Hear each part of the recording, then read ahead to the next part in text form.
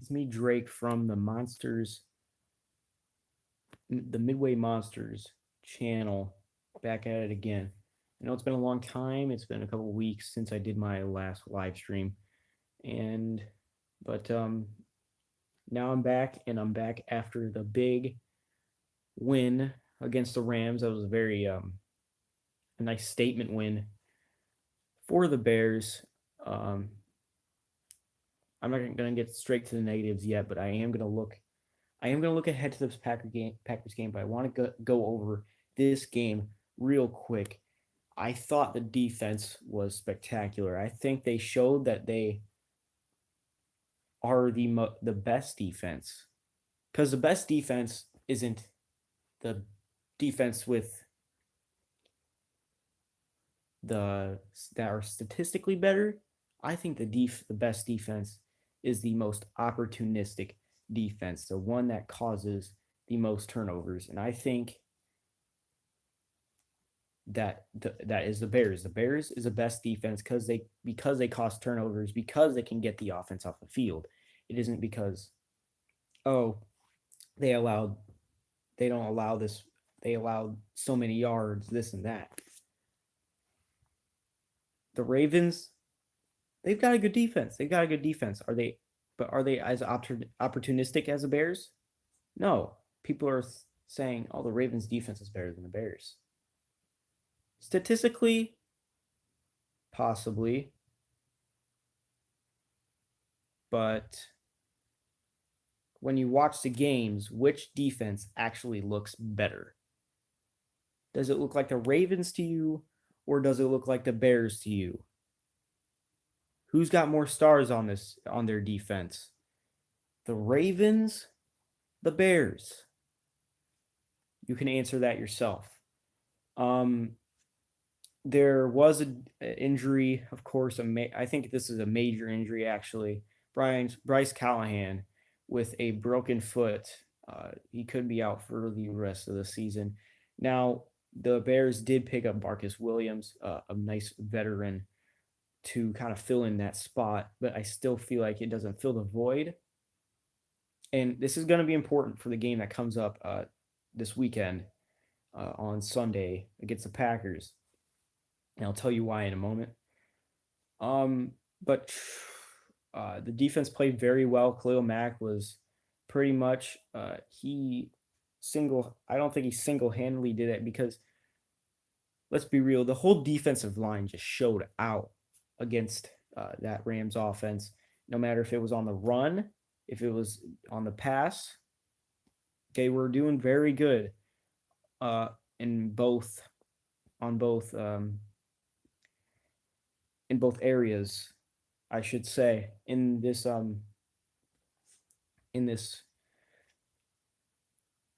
I can't think of a word.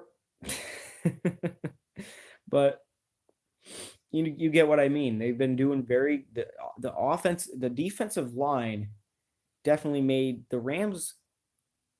I think the Rams offensive line is very good. They've got a nice tackle in Andrew Whitworth, and Khalil Mack kind of exposed that, and so did the rest of the defensive line. And what Eddie, Eddie Goldman doesn't get enough credit, I don't think. I think Eddie Goldman is a guy that just soaks up all the blocks just so everybody can, along with Khalil Mack, of course, so everybody else can just get in there. And that's why. And still, Eddie Goldman was capable of getting that safety in that game. I was very happy for him. And I do think he deserves that contract extension. But um, there were some ups and downs, of course. Of course, I've talked about the ups. There are some downs. Even though I was going to talk about the coverage, um, real quick, the coverage was phenomenal. When it looked like Jared Goff had a chance to get just to make a play, Eddie Jackson was just right there on Robert Woods almost all the time. Bryce Callahan, very good as well. Kyle Fuller, another interception. Amukamara, another interception for Amukamara. That got to be happy for him. This secondary, it's not only just a defensive line, which is what people might think is a possibility of why this defense is so good is because the elite defensive line is not just that. It's not just Khalil Mack. It's not just Akeem Hicks. It is the secondary. Eddie Jackson is a star. Kyle Fuller is a star. Adrian Amos, he's on the decline right now, but he could still be a star. This secondary is full of stars. Bryce Callahan is probably one of the best, if not the best, nickel corner in this league. We've got stars all over. It's not just Khalil Mack. It's not just Akeem Hicks. It's not just Leonard Floyd's been turning it up lately. I've seen a bunch of tackles for loss from, not a bunch, but he's gotten a lot. He's shown out tackles for loss. You've seen a couple. He's gotten a couple. Leonard Floyd's showing out now. He's starting to realize who he can be, and he's shown that he could be really good in the run game. He was a nightmare for Todd Gurley on Sunday. So the whole defense just straight up played so well. Roquan Smith had an interception. Danny Trevathan, he really made some key tackles like he always does. This defense is full of stars. And don't forget, Roquan Smith is going to develop into a beast as well. You got to look at this defense. You can't just look at the statistics and just feel like, oh no, they're the third defense because of their stats. Look at it a different way. Actually watch the games. So I was going to talk about the downs now. I was just about to get to that now. I'm at it. The offense showed how the offense definitely, once again, didn't really show too much. Now, I might, after saying that, that sounded like a lot, like worrisome, like a little worrisome. But I know Matt Nagy can get this team under control. He can get this offense under control. I feel like he could definitely exploit not exploit. I'd say that he could probably make a couple big plays on this Green Bay defense, to be perfectly honest. I mean, this defense has got Jair Alexander. They've got Blake Martinez. Clay Matthews, he is still a very competent he can disrupt the passing game a little bit still. And they've got some guys here and there that can go get on the line and just rush the quarterback. I mean, people have been talking about me about this guy named Kyler Fackrell. And the last time I looked up his stats, he had about 8 or 9 sacks. He's somebody that you definitely need to watch out for. So I know this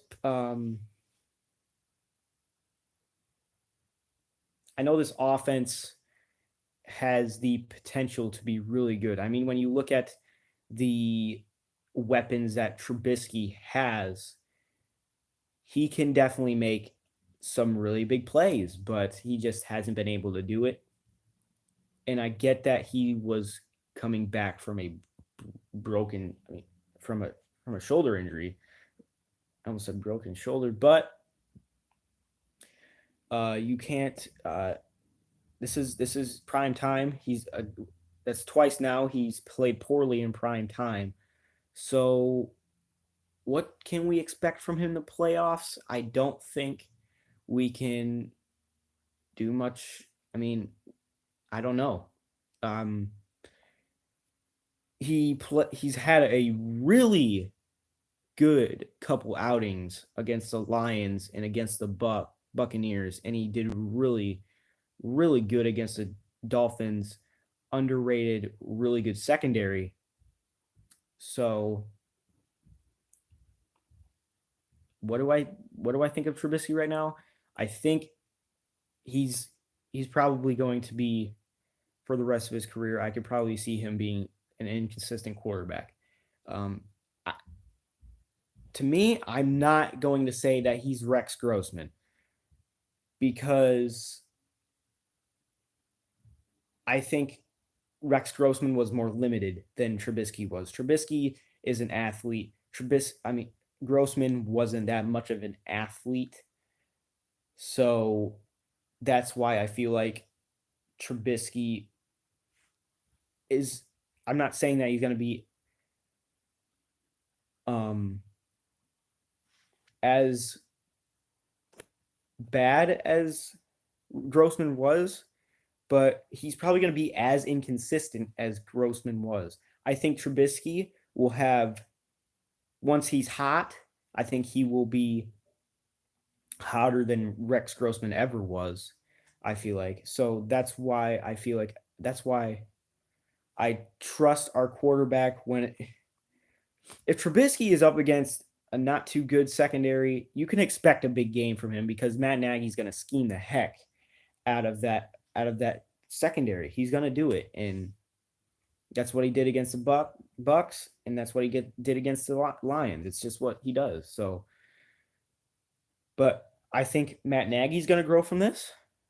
I think Trubisky's going to grow for this. I expect him and Matt Nagy and Trubisky to kind of work with each other over the offseason and just get into what he wants him to do in this.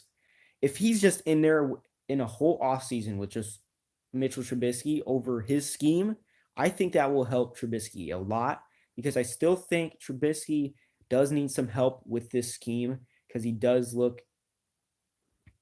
looks confident with this scheme, but I don't think he looks completely like ready for it. So if you get that. So that's what I feel about that. He has Trey Burton, Allen Robinson, Tariq Cohen, Jordan Howard, which isn't looking very good for his type of offseason I don't know about Jordan Howard, but Tariq Cohen, he's here to stay. I know that for sure. So he's got all these weapons. He's got Taylor Gabriel, Anthony Miller. So he's got all these weapons. Now he's gonna have one more offseason with this team, and I think Trubisky's gonna grow, and I think he's gonna get better, but I don't think he's gonna be that much of a consistent quarterback once again.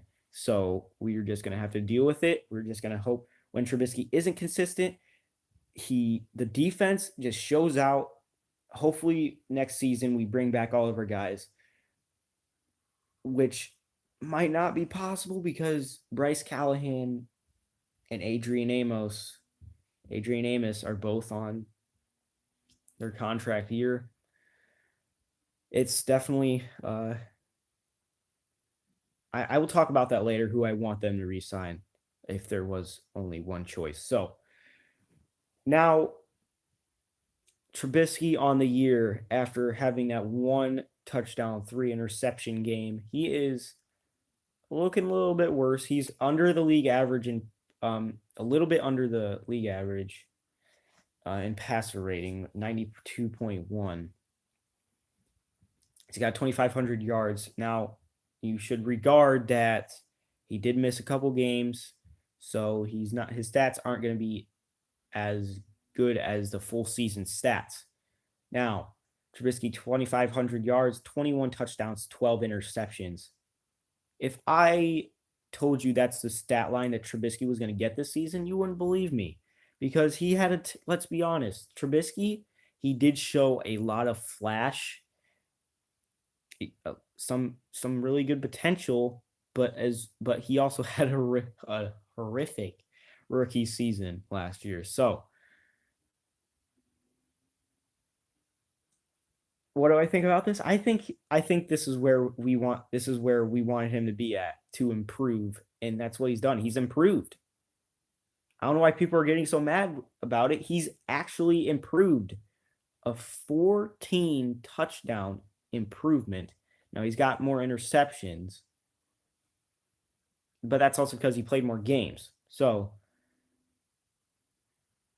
but I mean, if you're going to get more touchdowns, you're going to have to be throwing in the ball more, and that means it's a higher chance for you to get interceptions. So, as long as you get more TDs, more interceptions, doesn't really affect me as much. But Trubisky's going to grow from this. He's going to look at this season and say, oh, now I want to do even better, way better than last year, because that's how he developed from last year to this year. He wants to do even way better now.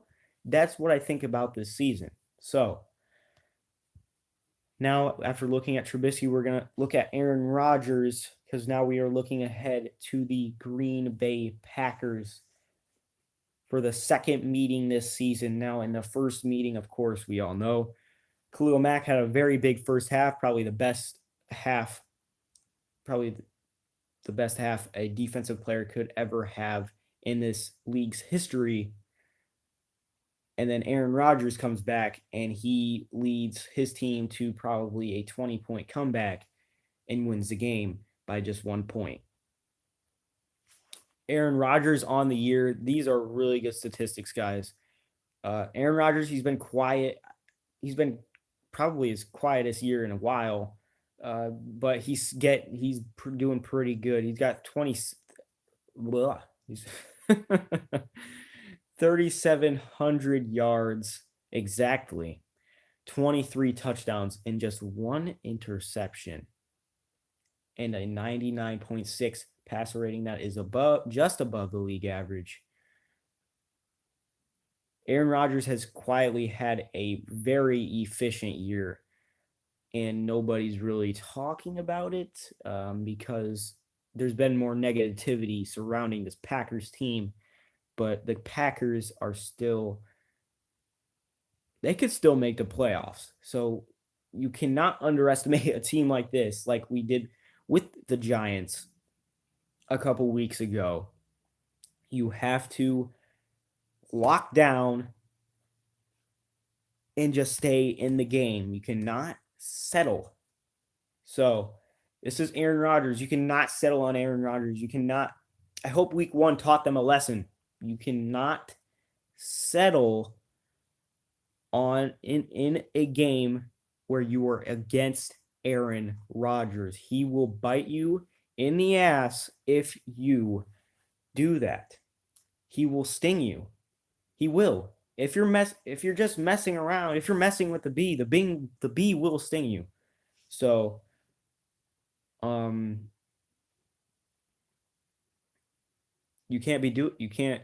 you have to stay locked in. You have to stay locked in. If you get a good lead, that's fine. Add on to that big lead. You need to stay focused. You cannot settle, that's what the Bears did. They settled their first meeting with the Packers, week 1. They settled. All they did was on the ball. They didn't keep at the aggressiveness. I know Matt Nagy learned from this, and he's going to stay aggressive against Aaron Rodgers. He knows I have to stay aggressive against this team. I have to keep having Mitch throw the ball. And I know this defense isn't very opportunistic. So I know that I can trust my rookie quarterback to at least be competent in the in the passing game against this defense. So that's what I think about that. Don't settle. Defense, do not give up. Kyle Fuller, I'm looking right at you. I'm looking right at Kyle Fuller right now. All right. Not really, but I'm telling Kyle Fuller right now that this is a game where you cannot be lollygagging in the final 8 minutes of the fourth quarter. I saw you against the Lions. You cannot let Kenny Golladay just lollygag in the end zone and you just taking a couple jogs trying to catch up to him. You don't want to waste that energy. Right? No. You need to compete every single moment of the game. You cannot allow easy touchdowns. Yes, you're probably one of the league leaders in interceptions. Yes, you can make some plays. You need to play every single second of the game. You can't give up.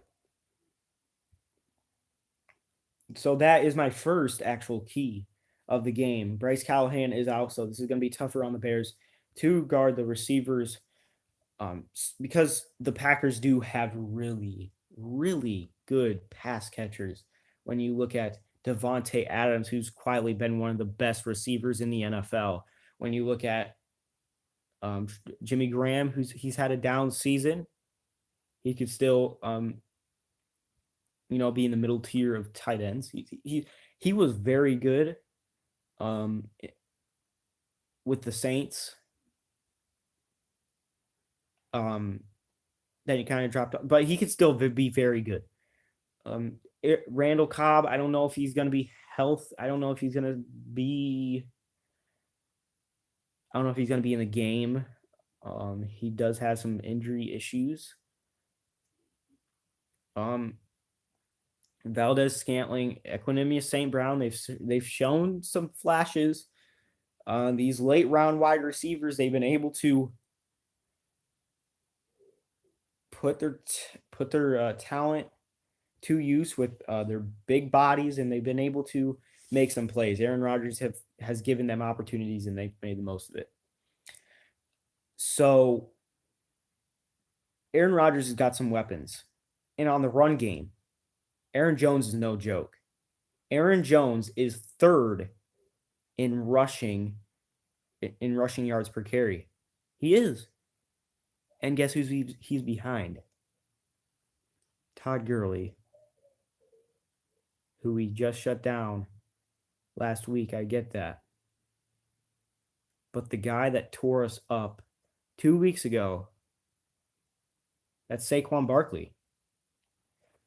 Look,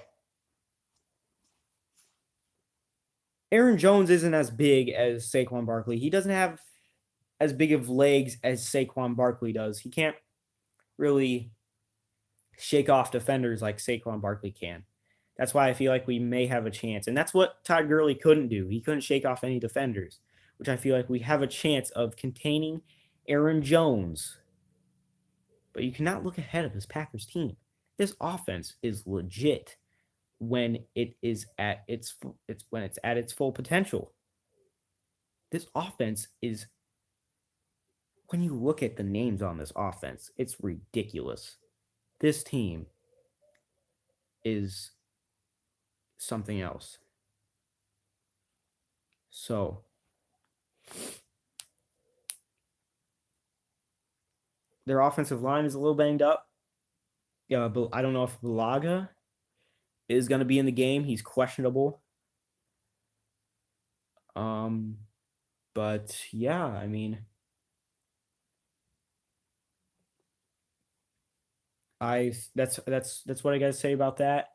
So without Bryce Callahan, it is going to be tough, but somebody can step in and make a play. Kevin Tolliver, I don't know if you put him in the nickel, but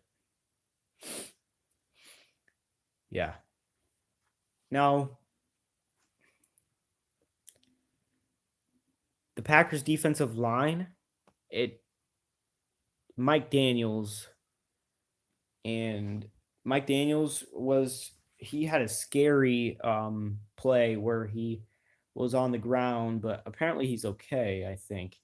So the defensive line it's been very solid because they also have Wilkerson. So they've got Wilkerson and they've got Daniels. So they've got an inside presence for this defensive line. So you also don't want to mess with that. But I still feel like Cohen and Trubisky can exploit the linebackers. If you put Cohen in a wheel route, the Bears could probably wreck this defense if they choose to use Cohen right against this defense and they let Trubisky run the ball. Because if you have three wide receivers, one in the slot over here, and then you have one over here with a cross route, the linebackers are going to go over there. And then that's a wide open hole for Trubisky because you're going to have the offensive line split because there's so many guys over there. So Trubisky can just run up the middle. That's what I think about that. Because Blake Martinez, he's a very good football player. He's a very good linebacker for the Packers. But do I think he'd be able to keep track of Trubisky all game? No. And I didn't like how Matt Nagy didn't, or how Trubisky didn't run as much as I liked him to. But that's because he was barely on the field because he would always turn the ball away. But that's just me. So they can exploit the linebackers with Tariq Cohen in the wheel route, or they can hand it off to him. And I think the only one in Tariq Cohen's way, maybe like a toss, a halfback toss to Tariq Cohen could possibly be Clay Matthews or Blake Martinez. That's how I feel about that. And the offensive line has been very, very good lately. So that's what I feel like about that. Now, I don't know about this defensive game plan, but I would like the Bears to just do what they do on defense. Just do what you do. Don't worry if Aaron Rodgers just do what you did against the Rams. Aaron Rodgers is a better quarterback than Jared Goff. I get that, but do what you did against the Rams. See what happens. And then if it ain't working, I don't know how it wouldn't work. But if it isn't working, then just force the run. Just force the run. Don't let Aaron Rodgers throw that ball because we all know how magical he really is. Because we all know that Aaron Rodgers has proven himself to be one of the greatest quarterbacks of all time. But Aaron Jones hasn't really proved himself that much. This is his first season as really being a starting running back. So that's why I feel like we should force a run, and our defensive line can contain Aaron Jones with just so many guys up front. So I think that is it for me. This has been a very good video for what we've been doing here. I think I should do this about every week. Just look back at every game and then look at the game ahead. I feel like I should do that every time. So I think that is going to be it for me. This has been Drake Rick on Midway Monsters channel. Please, if you liked this live stream, just click the like button right below. And if you haven't subscribed, if you're new, please subscribe. Just subscribe. Just do it. This is it. The Bears, they're down to 3 games. They've got not a very winnable game, but I think they are capable. They have the roster capable of beating Aaron Rodgers. Then they've got a road game against 49ers, a very winnable game. That's the Vikings at their stadium. And the way that they're looking, I think we can beat them in their stadium if we're really chasing that second seed in the NFC.